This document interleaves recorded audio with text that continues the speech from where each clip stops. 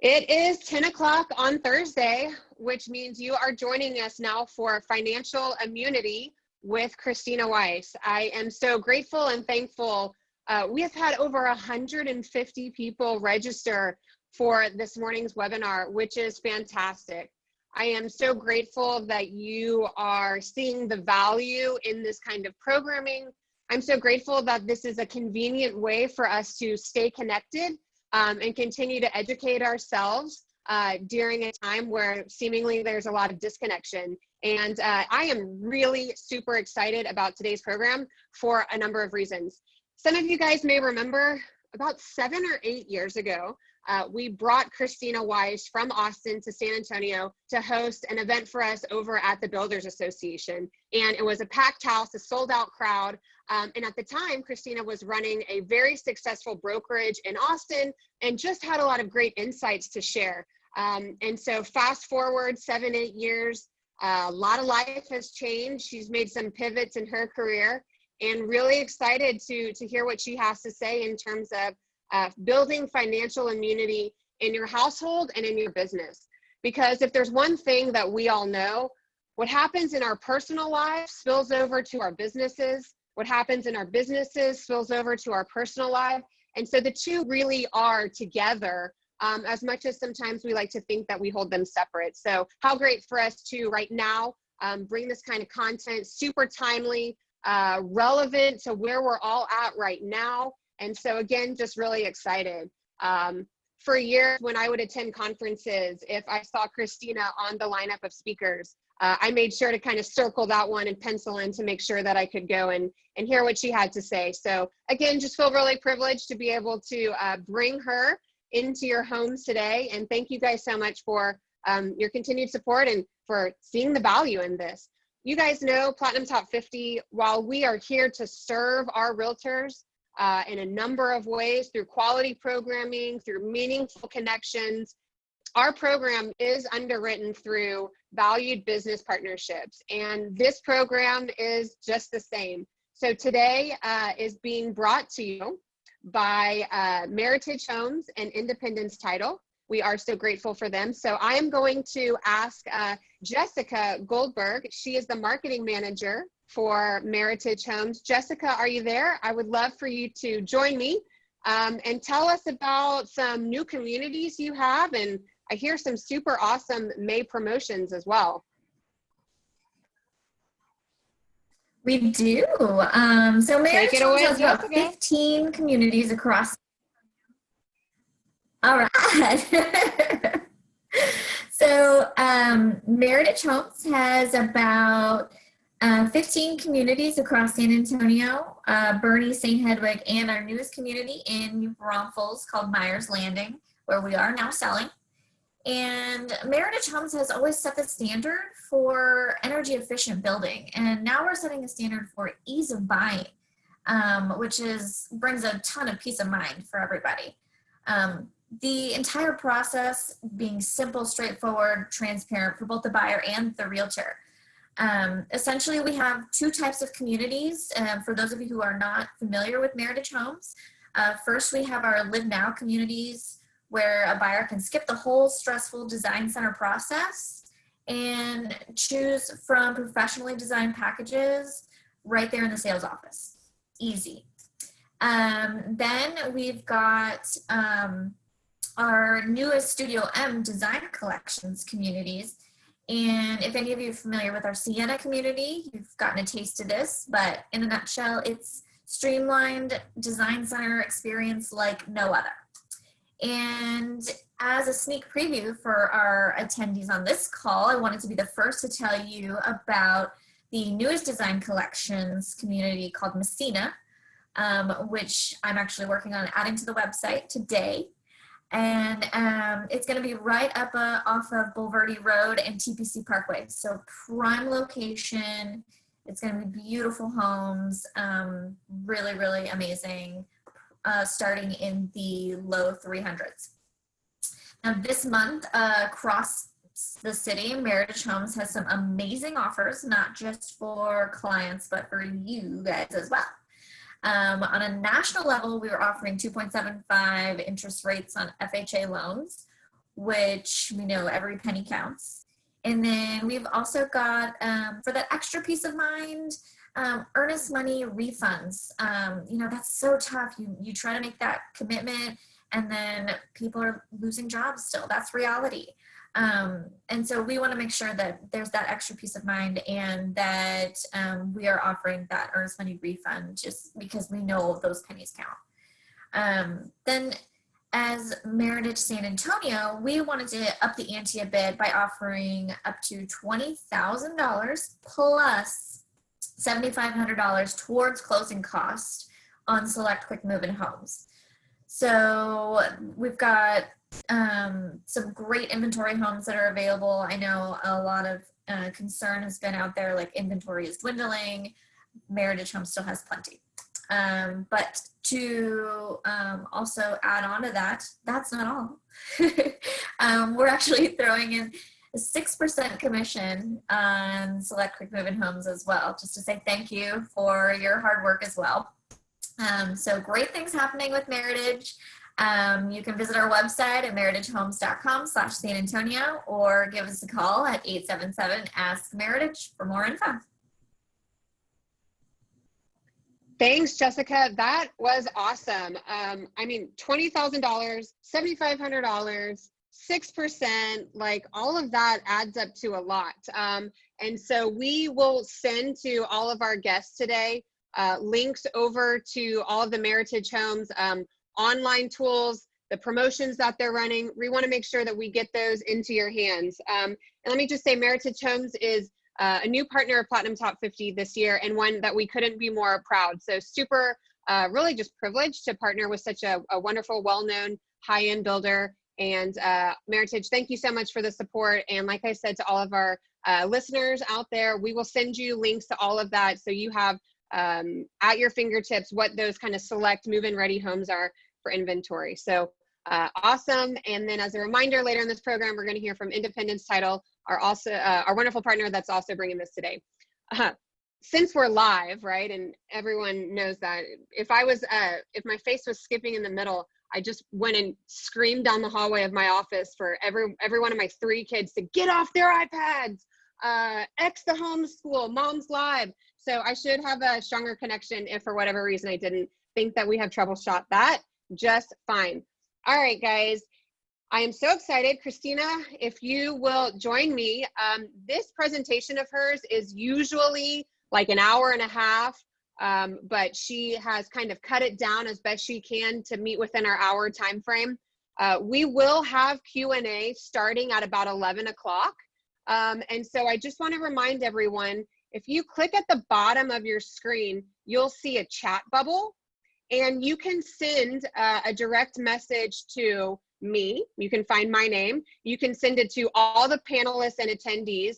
And so that's a great way to communicate with us. Also, there's a Q&A bubble at the bottom. So again, if as we're going through this, questions come up, just shoot that question using that Q&A bubble. And I'll make sure that when we get to Q&A at 11, that I'm able to address it and bring it to Kristina's attention. So great features for us to utilize as a way to kind of communicate on the back end of this. So Krisstina, I don't want to take up any more of your time than we already have. I know our audience is super excited to hear what you have to say. So without any more of a further introduction, will you please just introduce yourself to our audience, tell them a little bit about you, and then take us home. All right, I will. So thank you. Thanks for the opportunity to be here. And I'm just so impressed with you, Amber, and your organization and what you do for the real estate community. And it's just real honor to share with your followers. All right, my name is Krisstina Wise, and I've been in real estate my entire life. I started in real estate when I was 27. I was a real estate agent in Austin, Texas, so top agent here for many years. I mentored one-on-one under Gary Keller. You know, I started with Keller back in the day when it was truly Keller coup, and had the privilege of studying under and standing on the shoulders of giants like Gary Keller. I was in the Mega Agent book, is one of those original mega teams that had started. I became one of their national leaders. I became one of their top recruiters and franchise owners. And then I left Keller, right? It's perfect timing, right before the 2008 recession hit. when many of you, if you've been around as long as I have, then we've gone through that experience. And I opened up what was called Good Life Realty. And I built that brand to be a top brokerage in Austin. And then I created the paperless agent. I was an advisor for like DocuSign and Apple iPad, and was really known for a disruptor and leader in the real estate space for a long time. And then in 2013, I got really sick and I disappeared. I dropped off the map for a year and I fought for my life. And it was a pretty tough time. I was really at the top of the industry nationally. I was speaking and advising companies like Zillow and Redfin. I mean, I knew Spencer really well. I knew Glenn Kellerman really well. I knew Alan Dalton of Realtor.com very well. They all hired me to really advise and work with them. Really through the recession times, like 2008 to 2010, when we all had to reinvent and pivot and bring technology into the businesses. I was advising DocuSign before anybody in real estate in Austin, Texas or Central Texas was using any type of, online digital signature technologies. I was trying to bring it to the industry. And you think that wasn't too long ago. I'm like, why are we using faxes? And so, I worked with the founders of Evernote and to bring all these technologies to real estate. And that was a real pivot, if you will, to disrupt and try to do whatever we could do to get out of that recession as quickly as possible. And in 2008, 2013, when I nearly lost my life, I just dropped off the map because I went into life-saving mode. I'm really lucky to be here. During that time, again, top of the industry, I like couldn't have gone any higher, both locally and nationally and technologically. And then I'm out. And what happened during that time of fighting for my life is that, so much happened. But what I was doing when I was building my real estate brokerage, my paperless agent, technology training company and coaching company for real estate agents across the country, while I was advising, during all that time, I was also an investor. And one of the things, like early in my real estate career, that I bumped up against in the beginning was I called this commission to commission hamster wheel, that I just was always in that energy of like, I had to go get that next commission to pay my bills and I'd have a great month. And it didn't work for me. It was too stressful. And I had a real financial crisis before I figured it out. So what I chose to do is learn this thing called money for personal reasons. And I was always one of those things, like, why am I selling real estate and I'm not buying real estate? I'm making hundreds of thousands of dollars a year selling, but I don't have any money and I don't have any assets. And so I went to study under Keller.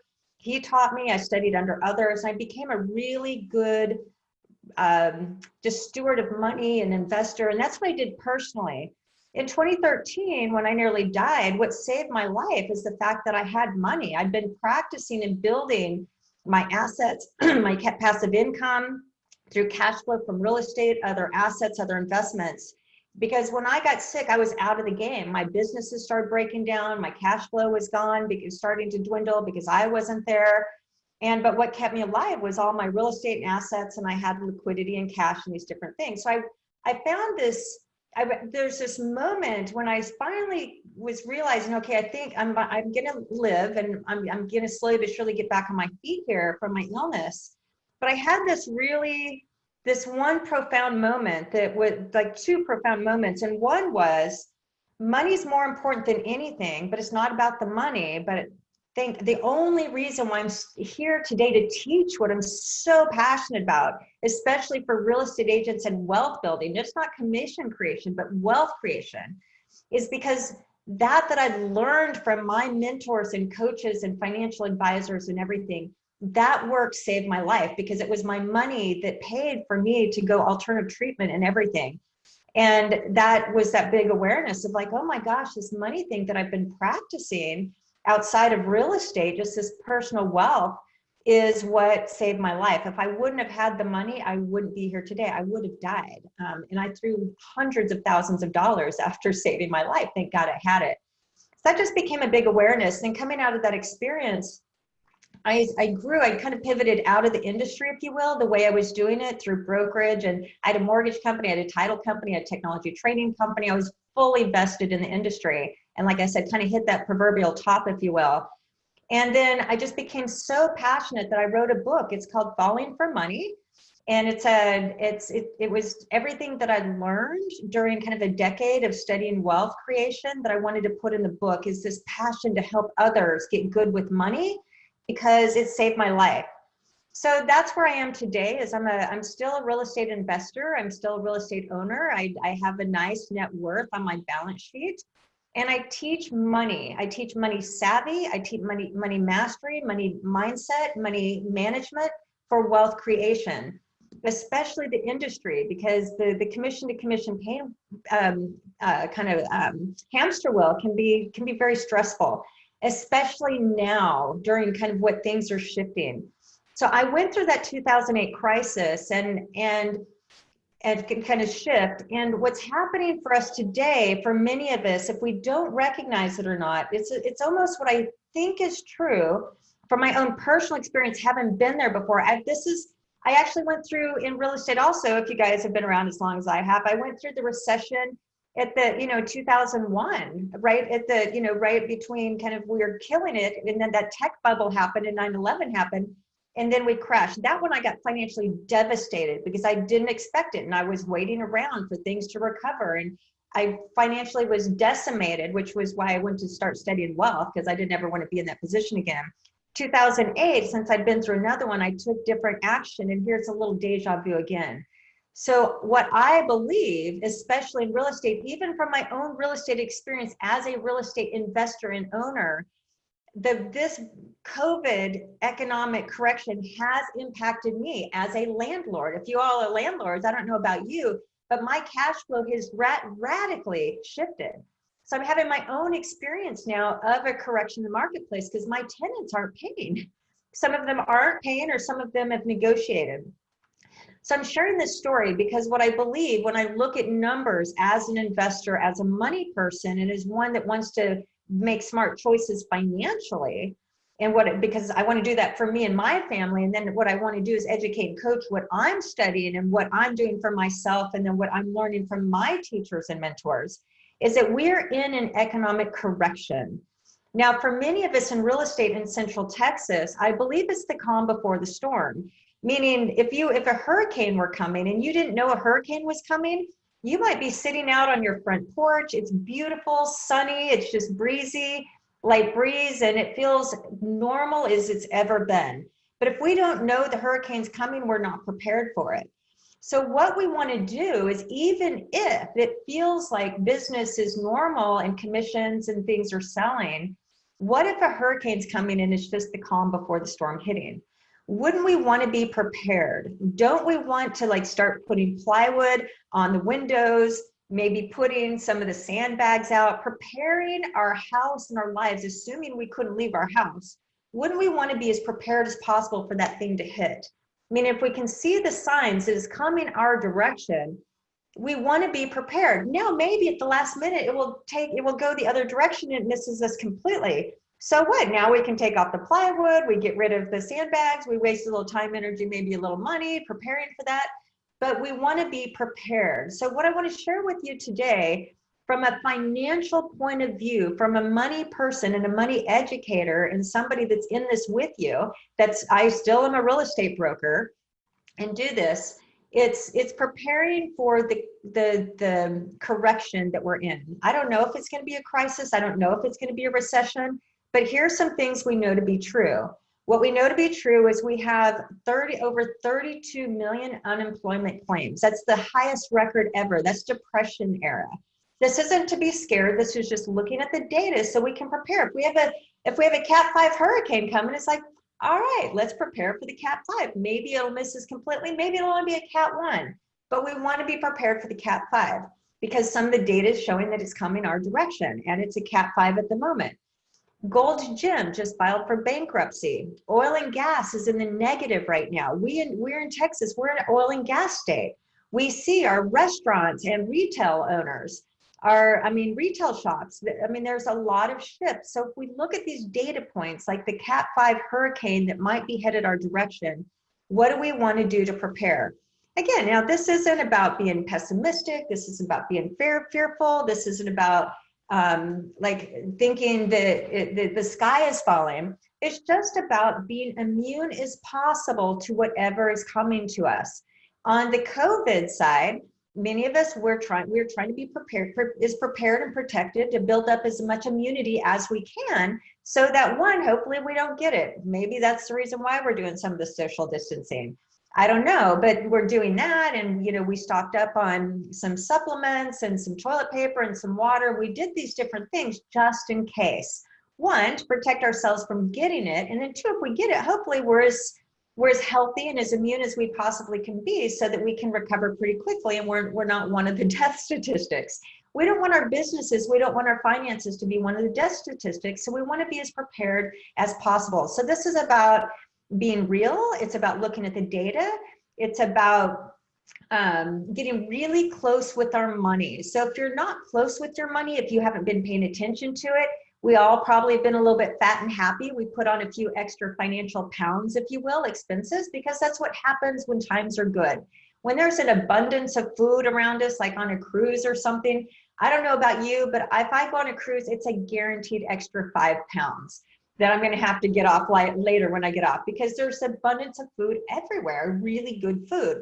So a lot of us, we put on some extra financial weight in our business and our household. We've been in that. That's Parkinson's law. Expenses always rise to match income. So now we want to shift that. We want to look at this like, okay, if the Cat 5 is heading my direction, the signs are there. What can I do for my business finance and my personal finance to be as immune as possible to ride this thing out? If it's 30 days, if it's 6 months, whatever the case is, we just want to be in the best possible financial position as we can be to be able to navigate whatever is coming our way. We don't know. We just don't know. Nobody can predict it right now. Everybody might have an opinion, but nobody actually knows. And a lot of things are out of our control. You know, in Texas, things are opening up. That's great. Other parts of the country, maybe not so much. But here's the thing. What do we do to be financially prepared? There's a few things I want to share with you as we go into this immune type mindset. Again, this is a mindset and taking some action. And acting, if we just wait around, the action, if the Cat 5 were coming, we're putting up the plywood, we're doing the sandbags. So when it comes financially, now's the time. If you haven't been paying attention to your money, I mean, every dollar, every place it comes and goes, now's the time to get really close and intimate with it. In my book, Falling for Money, and my coaching and training I normally do, I'm saying this is it. We want a really healthy, tight, connected relationship with our money. So if you're not there yet, now is a great opportunity to do that. One, just because it's a great practice anyway, but two, because this is building up our financial immune system as we go into this unknown future. So there's a few things that there's a lot of, numbers that we want to know. I call this know your numbers. And again, I'd always want you to know these things, but now more than important than ever. So a lot of what I'm going to say, it's not like it's rocket science. It's not like it's nothing you've ever heard before, but if you haven't done it, now's the time to do this. So the first thing is building financial immunity, putting up the plywood, is the first number I want you to write down is called burn rate. And we just want to know right now, how much cash are we burning? Because what's happening in the marketplace, the reason why you even see companies like Shake Shack, who applied for the PPP and got like $20 million, they gave it back after a lot of kind of social pressure, but they have $50 million of cash sitting around because they're kind of a very financially solvent company, Shake Shack. They still applied for the cash, the PPP, because more cash is better. Write that down. Cash is queen and king. I say cash is king, assets are queen, but king or queen, whatever one you want to do. Cash is the name of the game right now. So you see these very, business minds and businesses, they're going for cash and they are laying off. So even some of the most financially solvent companies, they're laying off right now. Why?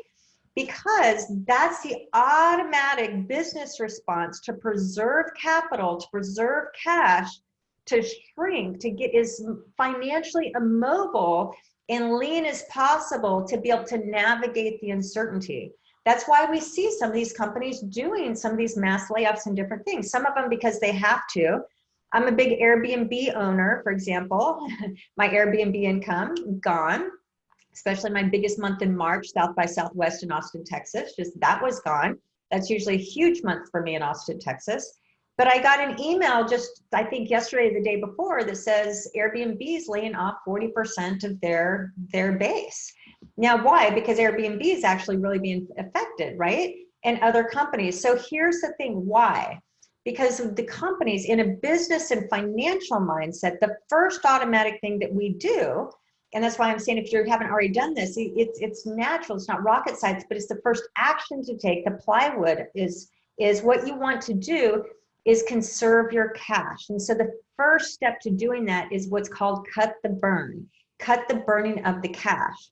So both in your business and household, as micro business owners, which is my specialty, that's who I work with, which are those, like what Amber was saying, is that our personal life is really affected by our business, and finances in our business, and our business life is really affected by our personal life. So there's real blur between the two, because what we do is really how we make our money. As being out in the field all the time is supposed to have like a business system that, you know, pushes out widgets or something. So since we're so connected, we want to both look at all of our business and business expenses and really look at what's your burn rate, with the goal and the intention to shrink the burn as much as possible. That's the objective, shrink the burn. So in your business, you're just looking at going through all of your business expenses right now and saying and asking this question: is this line item expense on my business books, is it essential to my business survival? That's a very specific question. So again, if you've not looked at your business books for a while, if you don't know how much money you're spending, now's the time to go through, really know your numbers, know your burn rate, with the objective to lower it. And that's looking at things like maybe get rid of some expenses, whatever the target is, to bring it down. And we just want to shrink it so that we're as lean as possible to navigate during the time, making the assumption that the hurricane's coming. In our case, the hurricane coming means that our commissions, our revenue in our business goes down. It goes down by at least 25%, if not more. That's the hurricane coming from us, meaning it's a reduction in revenue. It's a reduction in the money we've been making, which now is going to ripple out to our household and everything else that we do. So we just want to be prepared for that. That's the hurricane, reduction in revenue. What if, due to the unemployment, due to these businesses closing, due to all these other data points out there, that's like the radar showing things, or it's out there, it's not hit us yet, it's out there somewhere. What if the oil and gas and these different things in Central Texas causes something in our communities where people can't buy houses, don't want to buy houses? Maybe they were thinking of upsizing into a bigger house, and maybe at home they're saying right now, you know what, honey, I think we just probably should stay here for a while. Our finances are pretty much the same, but let's just put off house buying right now, or whatever the case is. But assuming that might be some of the conversation, we still have a lot of ramp up what's been going on. But if it shifts, we want to make sure just our burn rate, how much cash we're burning in our business, and then in our household, as tight as possible. So this is the time too, if you've not gone through all of your household expenses and really looked at and become very intimate with the money that you're spending, it's a great time to go through and say, how much money do we burn in our house every single month? And is there an opportunity that we could shrink that right now? We could reduce it. We just want to be as lean as possible. And it's like in a physical sense, if we were, let's say we had an extra 50 pounds we're carrying, and running fast and being mobile and flexible and being able to pivot and do all these things very quickly is very essential to surviving, to get out of a really bad situation. Those that are lean and mobile and flexible and uber healthy probably are going to have a far better survival rate than those that are obese and maybe unhealthy and smoking or doing these different things, if that were essential to survival. So we want our finances to be very lean, to be very mobile, to give us that flexibility, if you will, to be able to flex and move with whatever comes towards us. Again, if the hurricane misses us completely, we didn't really lose anything. We just maybe bought an opportunity to get good with our finances. So that's it. And then, so you're just going through both your business and your house. You're asking the question, what's my burn in both of these categories, and how and where can I reduce it? That's either eliminating some expenses altogether, or it's negotiating. So even if your revenue doesn't shift at all, and that what a great place to be in, now is still a really great time to reduce spending, in the sense that you can build wealth with that differential. Because credit card companies, for example, if you have, now's the time you can negotiate debt. If you have credit card debt, credit card companies are open to be negotiable right now. They weren't in January and February. They would have laughed at you. So keeping everything else equal, why not go through these exercises and try to negotiate debt? Maybe work on credit scores, maybe get rid of old debts. Like, all these things are really negotiable right now. So we're just thinking of what expenses can we eliminate and what can we negotiate. I call this know your numbers. I call this getting your financial house in order, especially if we're in lockdown, that type of thing. What a great time to get our financial house in order. Look at, maybe we can negotiate insurance, we can negotiate debt, we can negotiate terms on debt. We can refinance for lower payments, whatever we can do creatively to use this as an opportunity to get our financial house in order, reduce our spending, have more margin, and just be in overall better financial position. That this is giving this opportunity to do so. So that's called lower your burn. And I'll share one other one, and then we'll do a little remission right now. Is that, that's not the right word, but I'll give it back to Amber, is after we lower the burn, the next thing I want you to do, both in your business and your household, as part of know your numbers, getting our financial house in order. Now, maybe this part is putting the sandbags up. Is the next thing we want to do is write this down. We've lowered our burn. The second thing is I want you to know what's your runway as a business term, meaning how much cash do you have and how long will it last? And you want to know these numbers. These are important numbers to always know, but especially right now. Again, if things shift and revenues were really to go down, commissions were to go down, people just aren't buying and selling as much as they did. Or if we had a 2008 situation, when 2008, again, those of you, I think I had over 100 listings in 2008, whenever it finally hit. And still we're trying to navigate this and trying to sell houses, and you know, we're just at the beginning, and over 100 listings. I could not sell a house to save my life. Nobody was buying. And in Austin, we were better off than most of the country. And I was like, yahoo, I've got 100 listings. And I haven't had 100 listings in a long time, because things were just flying off the market back then. And all of a sudden I had this inventory and I had no buyers. So if we were to get to a similar situation with revenues, meaning commissions, nobody's buying houses right now. How long can we last? What is that runway of cash? And so now let's write this down. Cash is the water. You know, if we've been storing up on water for the COVID, water and toilet paper, cash is the water and toilet paper in our household right now. So that's a really important. It's just like, okay, now as part of this preparedness, if there's a hurricane, if it hits us, we want as much, if we're going to be locked in our houses and we had no out, you know, Amazon couldn't show up at our front door, the water and the food, and I guess the toilet paper, is very important for our ability to last this out, however long it lasts. So we want 3 months of water and food, or 6 months of water and food, just in case if we couldn't have access to that. So this is what cash is right now. It's preserving cash. That's why we want to lower our burn, that even if revenue stayed the same, that differential in what we've reduced our expenses, we can throw that to the cash fund right now, cash fund. That cash is what saves us during this opportunity. So those are just a couple things, and I'll pass it over to Amber. Is just, I want you to know your burn rate and lower your burn. And I want you to really be looking at cash and know all those cash accounts, both in your business and your household, and know what your runway is. How many months could you last, assuming it's a 2008 situation where we couldn't sell a house to save our life? I don't think it's going to be there, but would we want to be prepared for that worst case scenario? Amber? I love it, Krisstina. And I don't know about anybody else, but every time I hear you say burn rate, I just think of like, feel the burn. So it kind of gets me motivated in that way. And you're right. You know, right now we are so blessed that our industry is still operating. You know, real estate is still functioning, but there is that unknown. And not only that, but we all know too that there's opportunities to be had, right? In a down market.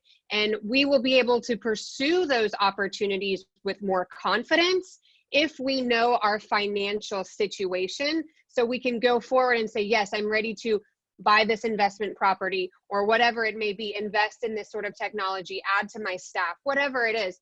We can do that with more confidence when we know our numbers well. So awesome information to get us started, Krisstina.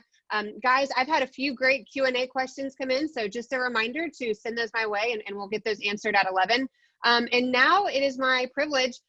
Denise Brown is joining us from Independence Title. It looks like you're down on the Riverwalk, maybe like having a margarita or something. But you guys know, yeah, I love it. So it looks great. Independence Title, I can't say enough.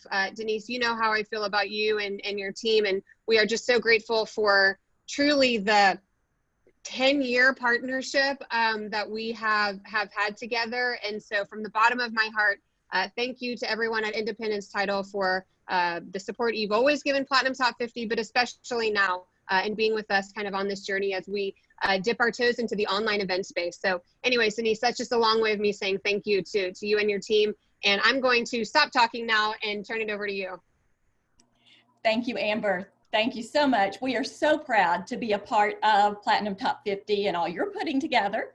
I also have to say I'm a huge fan of Krisstina Wise. From when she was with us years ago, I was an early adopter of Evernote, still use Evernote. Been there, done that. I even have the t-shirt. Thanks to Michelle Leverts, I have my Evernote t-shirt. Super exciting. I want to share with you today a video that my team has put together, or technically Michelle has, but first I want to remind you of just a couple of things. It is a different world here, but I'm very proud of Independence Title and the things we've put together to support each of you. So just want to remind you to go to our website, look at our classes. We've got Zoom classes going on constantly. Want to especially point out next Thursday, we'll have a market update. We're partnering with PT50. Our in-house economist, Mark Sprague, will be talking about what's going on here. If you register, you will have the opportunity to ask Mark questions or write them in, and I'll ask him during that presentation. Additionally, we've got lots of tools and resources on our website to help you. Our marketing reps, many of them are on. They're ready to talk to you by phone, through Zoom calls, or appropriately socially distanced with our Independence Title masks.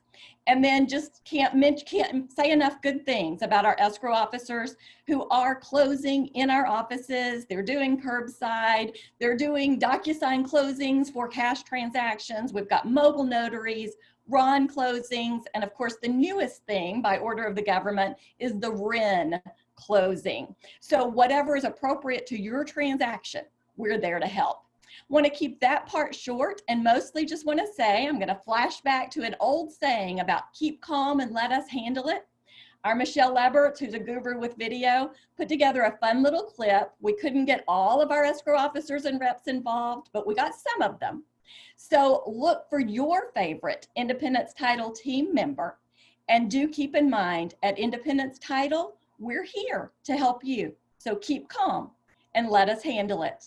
Ashley, will you play the video?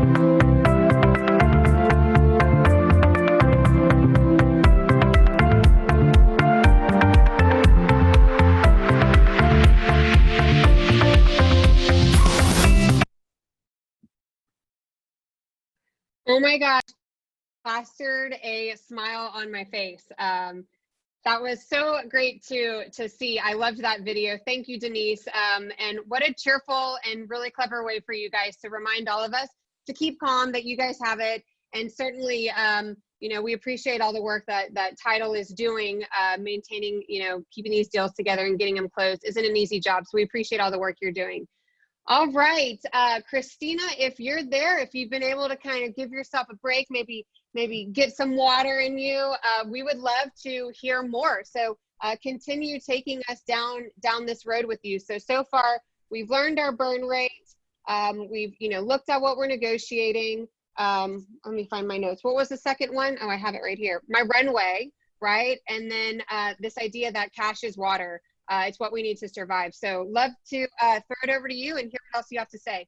Awesome. Well, and a big part of why we're doing this too is I love the video. It's this, what's going to happen is what we're doing is we're building peace of mind, stability, solid foundation, as much certainty as we can, because money creates a certain level of security and certainty in a time of lack of security and certainty with so many things shifting.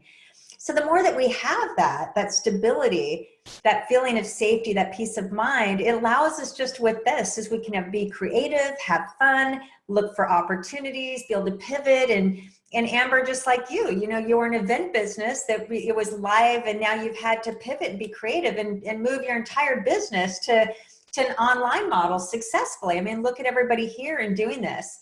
So the more space and time that we have and financial stability that we create for ourselves by like being like really lean and mobile and by having cash and water sitting there, that means we can dance in this and be creative and invent on the spot, which is very difficult if we're really stressed or, you know, we have a lot of that anxiety or just, you know, financial fear, if you will. So that's what we're doing. We're, again, I feel great going and doing what I do and living my life as much as possible on the COVID side because I feel very healthy and vibrant and I take care of myself. So I have a lot more confidence than maybe somebody that isn't as physically healthy and been taking care of themselves. So anyway, I just love the creativity and fun. And that's a big part of this is keeping that fun spirit and creative spirit and that innovative spirit inside of all this, again, which is much easier when we know, all right, I'm in a good place. So yeah, we've looked at our cash, and the reason why we're looking for cash, one is for that runway, meaning how long can we last, assuming that it's a 2008 situation and we can't save a house to save our life.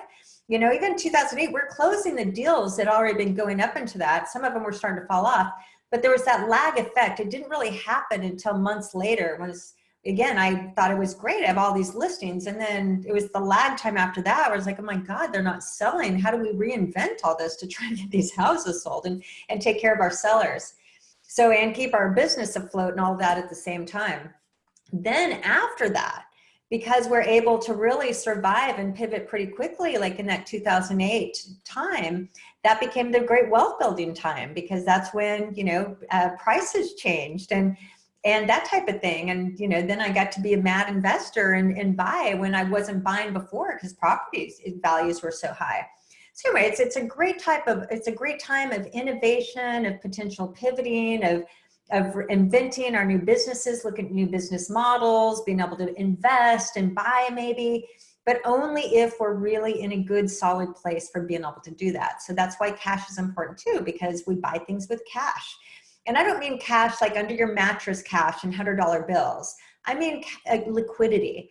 So it means liquidity that's available to cover our finances, like our expenses in our business and household, assuming that all of a sudden that just that the housing industry shrunk and, you know, things aren't buying. And also the credit industry. I love hearing with you guys, with the builders, you guys, you know, credit's good and able still lending and that type of thing. And that's what killed us in 2008 is just credits really, you know, the credit industry shrunk and we couldn't even get financing. So again, I don't know. I don't know if we're going to have that situation. It feels different this time, but if it ends up being similar, the same, don't we want to be in the best place to navigate that as possible? So we know our burn rate. We've reduced our burn rate. We know our runway, meaning how much cash we have, assuming the worst case scenario. And we want as much cash as possible for the best case, meaning We might have nice buy-in opportunities, investing opportunities, because we build wealth through using our cash liquidity to buy assets. That's the wealth building side. That's different than the income making side, which is selling houses and making that income, which is commissions. And then, the passive income's on the investing, on the asset side. All right, that's the opportunities that can come out of this. And a lot of this for me personally, as long as I can cover my burn and really build my cash accounts as much as possible, if prices do go down, that's actually, for me as an investor, that's a good thing. So that means more buying opportunity and more time to build wealth, taking advantage of the buy low, sell high type environment, which is an investor motto: buy low, sell high. All right, so the third thing I want to share with you before we wrap up our time together is the third thing, and I create this whole checklist. It's 10 things for every realtor, broker, anybody in real estate to do right now to build as much financial immunity as possible. So I have this whole 10-step thing, like this sequential actions to take. And so I'm just covering a few of those. But the next one that is now, it's called run rate, which is a business term. And it's knowing your run rate. As brokers, you might already be looking at your run rate, or if you're a builder and in the housing industry, these are kind of normal business terms that we're looking at. But in this case, the run rate means we want to predict income. So in kind of, again, the most conservative mindset as possible. Not pessimism, but not Pollyanna. Assuming if some type of economic correction is happening, and maybe you're noticing something, maybe you're not, but just with your most conservative hat, we're optimists as realtors and brokers in the housing industry. And we've had a lot of optimism and kind of, lots of house sales for a long time. But we wouldn't be in this industry if we weren't optimists, if we weren't just the go-getters, if we weren't always looking, expecting the positive and turning like all lemons into lemonade. But again, we want to put less the optimist hat on and just the realist, most conservative part of us. And now it's predicting income. It's looking out 90 days, probably 180 or 6 months at the most. Again, and just saying, all right, am I noticing anything right now? Do I think that there might be a shift? What if my income, that I'm generating went down by 25%? What if it went down by 50%? What if it went to zero? Or what can I do? What can I predict for my income? And so this is kind of business anyway. Again, this is nothing different than I'm teaching. Again, it's not rocket science, but these are important metrics. They're important key numbers as business people and as in household finance, is predicting our income. And if we predict it to stay the same, great. If you just lowered your burn rate, now you have more cash for more opportunities later. Because that means it might be a great buy-in opportunity. If you're predicting revenue to go up, make some decisions accordingly. But if you're looking at, or even being more conservative of, what if my revenue, my income goes down? What does that mean? How am I going to navigate it? That's where, how many months of runway do I have if revenue went to zero, or if I can add it back? And what we're doing in this time right now, conservatively, and preparing for the Cat 5 to hit, that may or may not. But the goal is we just want to hit net zero, in the sense, kind of, this is a time for extreme frugality. Again, just because there's a lot of market conditions that have shifted, there's a correction happening. Things are real out there. So because of those things, conservatively, when we're lowering our burn rate, we're really stocking up our cash accounts and make sure we have a lot of runway, like that emergency fund and opportunity fund for buying later. Now we want to do is like, what we're predicting our income and any shift in it, and then how that might affect our family and any decisions we make accordingly. So then you can see how all three of these really dance together, between our burn, between our cash and runway, and then predicting that run rate, how our income is running out. So it's looking at, okay, if it goes down, how much income, or how many houses do I need to sell maybe, that's just going to cover that burn. So that's why we're just being extremely frugal right now. We're just being cautious. We're being conservative, just to buy us time. Because if we're at a time that that we're making enough money to just cover that overall burn, and we're not dipping into our cash, we can last this out forever. In the worst conditions, as long as we know these numbers, we can last out if it's 90 days, 60 days, 108, or 180 days, 12 months. We just want to be, that's the goal right now. And then if it's better than that, great. Then we can, the hurricane didn't hit.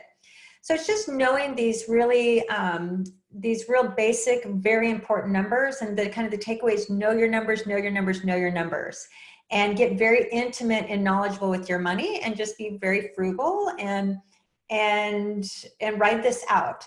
And when you do that, if you have any financial anxiety, uncertainty, fear, knowing these and doing this work will really remove that as much as possible. It'll put you in a much better psychological situation or experience to know we're covered, we're good. We know our numbers, we know how long we can last, and we're in a position to really take advantage of opportunities. Because another one of the where fortunes are built, and I teach wealth. I'm about wealth creation.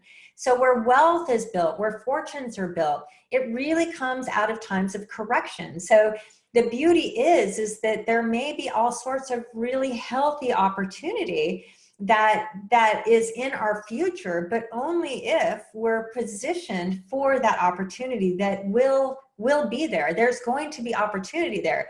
Things are shifting. The market is correcting.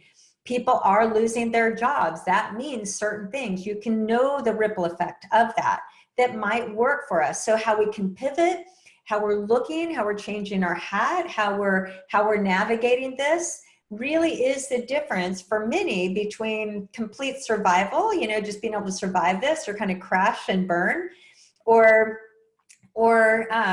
being able to really turn this into this next iteration of future wealth creation. But all of these factors are crucial data points, or the KPIs, that we want to know, so that we're looking at this as a business person of our household finance and of our real estate businesses, to be able to look and navigate and watch these vital signs, so that we can move with each new piece of data without it, like we predicted certain things. We're going into it, with some end in mind, and in forecasting in these different pieces, so that we're not caught off guard, so that we're not surprised, and that we know we've done everything we can do to kind of navigate the shift and the correction that we're in. So anyway, the pivot is a big part of that. Like, how fast can we change? I love with the title companies, like, hey, we've got it. We've taken, we've moved to online closings, and we have this for you and that for you, where we've corrected very quickly so that we can keep things moving.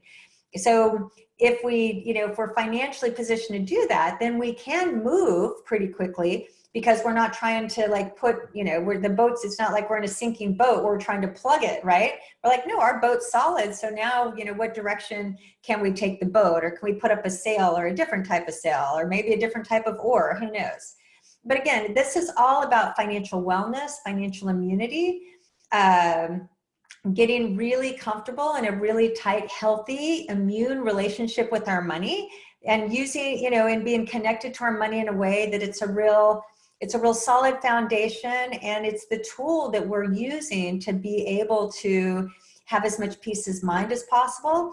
And again, to reach out into that future as we know more, to be in a position to dance with whatever comes to us. If it's more negative, then we're positioned to do that. If it's more positive and opportunities out there, we can do that. And just imagine how great we're going to feel knowing we've done everything we can do to be as immune, as perfectly positioned as possible for peace of mind and future opportunity. So anyway, that's what I have for you. There's a lot of things that one can do right now. Even like I said, it's a great time to clean up credit. If you have debt or credit, to negotiate that.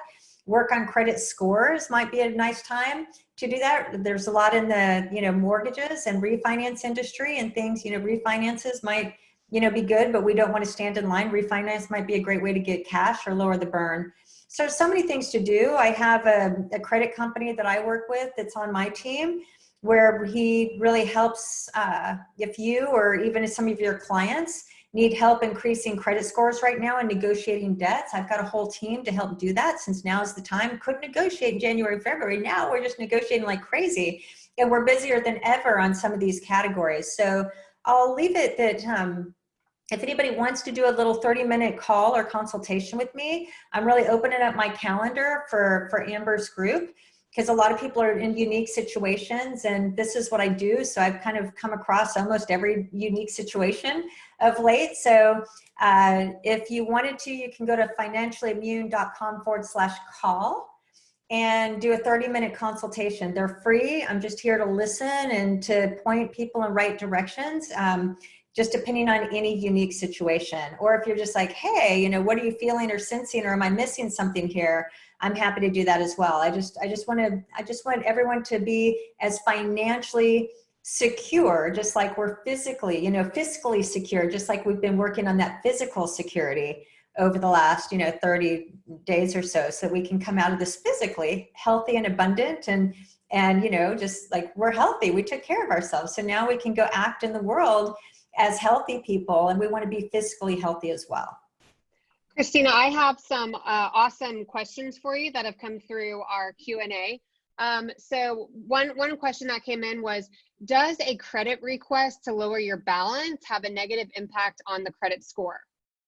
You know, it barely. So I just say that versus just going out and doing these things, even, for example, there are things like the mortgage companies are allowing people to defer their payments, which is nice. There could be a little bit of a negative impact to that. So before you do anything, just really my advice is get all your ducks in a row first, like create a list. This is in my 10 steps, but create a list of, okay, if I wanted to go look at my credit score, do these different things. If I wanted to consider deferring my mortgage here for 90 days, that type of thing to prepare, write all those things down. And then you may want to contact me or somebody else to get a little bit of consultation. Even you might talk to a mortgage broker, for example, saying, is it a good time to defer my mortgage? You know, my mortgage is with Wells Fargo, and they sent me something in an email saying I could defer it. Is there any negative consequence to that? So there could be little dings, but right now, if you're doing it to clean up things altogether, it's likely that your credit scores are going to go up, because we can do things that ultimately, even though there might be a few little dings to check credit once or twice, if we're cleaning these things up, the net effect is going to be a higher credit score. And that's a great thing to come out right now. Negotiate debts down and raise the credit score. So when it becomes a buying opportunity, we want our credit score to be as high as possible. I hadn't checked my credit probably in 2 or 3 years, maybe not 3, but probably 2. Part of going through this, I went straight and I did my credit check and did everything. I'm like, oh my gosh, you know, there's always something to clean up there that I wasn't aware of. And even my credit score was lower than I thought, because I have 0 debt. And so I actually had to go take on some debt, funny enough, to get my credit score higher, that I didn't even know, because I paid off all my debt in these last few years. I knew that having 0 debt kind of lowers credit scores, but I didn't know it lowered as much as it did. So I checked my credit score. That probably dinged it a little bit, but now I'm doing things back to the net effect will be a higher credit score. But now is the time to get all this in order. Now is the time, like, I'm like, you know, following my advice, like, Krisstina, check your credit score. Is there anything to clean up? Other than, here's another great question, and I've got a few, so I'll try to run through them quickly. Other than real estate, what areas of investment would you recommend? You know, so when it comes as an investor, I give a lot of investing advice, and for now, one of the fundamental pieces of advice is, when it comes to investing, I only advise to invest in really what you know or what you feel comfortable with, or something where you really want to get that information in general. Now, right now, I'm putting money in some oil and gas because it's really low right now. And it's probably going to take a long time for that to come back, but that's cash I'm investing now because it's in the negative. If there's any time to buy oil and gas, for me, it's probably now the time. Now, I bought oil and gas before, that stock is tanked, but now I'm buying it at a lower rate. But I'm a little bit, you know, that I'm comfortable there in that. So if it's not real estate, it's like, what really pulls you, and what's something you want to be knowledgeable in and track the data. You know, my son, he's he's 25 and he's been watching just stocks and these different things of companies, and he's got a little spreadsheet. He's just tracking it out and gaining data so that when he does choose to invest in something, it's based on trending and some data, because he's interested in these key stocks and these key type of companies. So what you don't want to do is play Vegas. It's like, oh, I'm just going to go throw money in something because somebody else said that that was a good idea. No, just know your information, watch it if you have cash, and invest in places where you want to track that data. That's why I love real estate. I love real estate. That's why most of my investments are in real estate, because probably like you, I love houses. I love real estate. I love dirt. I love the leverage. I love flipping. It's just a passion of mine, and I love the numbers of real estate. So anyway, there'll be all sorts of opportunities. Just start paying attention into what excites you most. And also to the person asking that question, next week on Wednesday, I'm hosting a webinar with a financial advisor. We've done this in Austin, and it got some of like the highest marks we have. So it's actually titled Building Wealth Outside of Real Estate. And I have a lot of like personal perspective that I bring to it in terms of like really cool financial investments, life insurance, and so forth, all these great things that actually become very cool wealth accumulation, tax deferred, yada, yada, yada. So check for that to come in the follow-up email. And that's whole life insurance is a really great place to put money, but really whole life insurance really isn't an investment. I mean, it can fit in an investment category, so to speak, meaning it's on the balance sheet, but it's more of a savings vehicle. But I'm a big fan of whole life insurance, for example. So yeah, but these are great. This is the right questions to be asking right now as we're going into this. Is like, all right, now's the time to start maybe looking at some of these investing questions. 100%. So we'll put that in the follow-up email to you guys as well. A few more questions. Do you know, does the IRS request that you report forgiveness as income? Right now, no. So but things are changing. But yeah, the forgiveness it's not taxable income. Okay, awesome. And then, all right, let's get to one more here. So someone wrote, what if we go to a cashless society? Question. In other words, she said, I'm not sure she will have a thought on the cashless society piece, but that it's so hard to know what to do with the cash. Yeah, I mean, right now, I don't know.